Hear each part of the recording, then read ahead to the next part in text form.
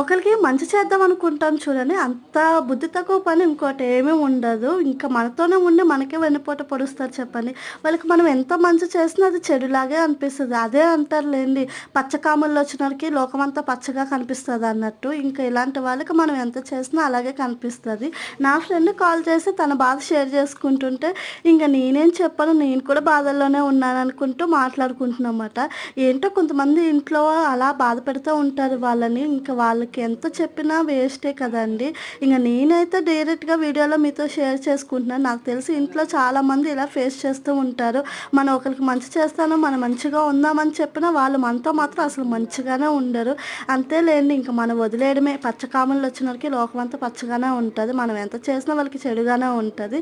అవును, ఇంతకీ ఏం చేస్తున్నానో చెప్పలేదు కదా! ఈరోజు బీరకాయ పచ్చడి చేశానండి. టేస్ట్ మాత్రం చాలా బాగుంది. మీరైతే ట్రై చేయండి. అలాగే వీడియో నచ్చితే లైక్ చేయండి. Bye bye.